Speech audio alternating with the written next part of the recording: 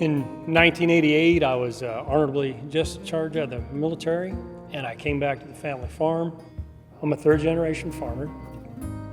My nephew's the fourth-generation farmer.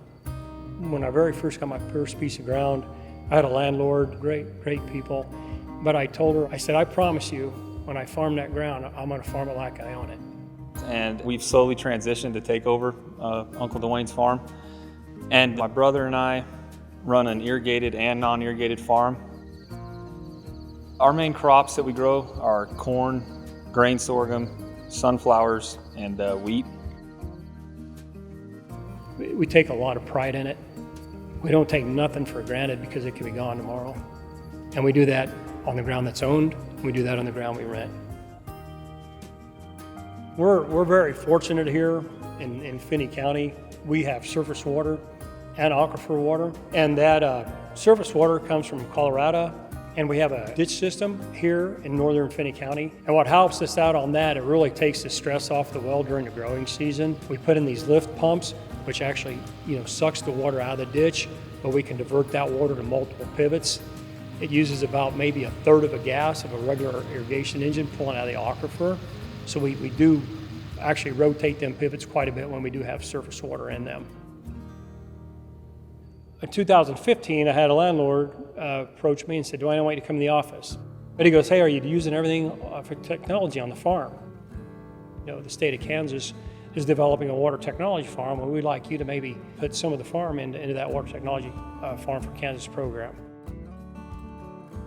My Uncle Dwane really spearheaded the irrigation tech stuff in our area.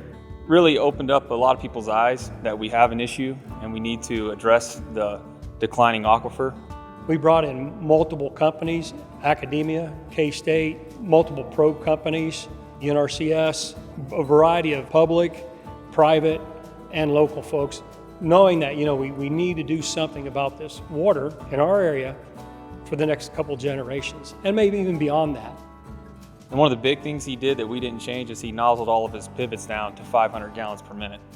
That's a big difference, but we found that through the season we pump less using the technologies and being at 500 gallons a minute, and have still been able to be profitable and grow good crops and being as efficient as possible with the water we use. So what I like about this collaboration is actually everybody bringing everything together at the tech farm and making our dollars stretch so much farther than it would be if just one person was investing in it. Dwane really opened my eyes, honestly, to the issue. We knew that it was declining a bit, but he was the one that opened my eyes, and once I started learning more about it, we took those techniques he had started and we've implemented them across the operation, and we're reducing our water use. That's the most important, because we intend to farm I hope to farm another 30, 35 years. So we need the aquifer to really be successful out here. We always knew we needed to improve our return on investment on the farm. And so actually at the NRCS, down at the local farm office, there's always quite a few programs, and there's a fit for every producer at that office. Sand County Conservation called me, and it wasn't an interview, it was an award. And I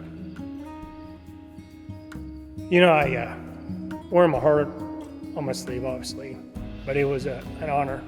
It was a deal like, after so much uncertainty, it was very satisfying that, you are doing the right thing and keep moving forward. So it was very humbling, but it was a great moment. It felt awesome, and I'm going to continue this road of sustainability.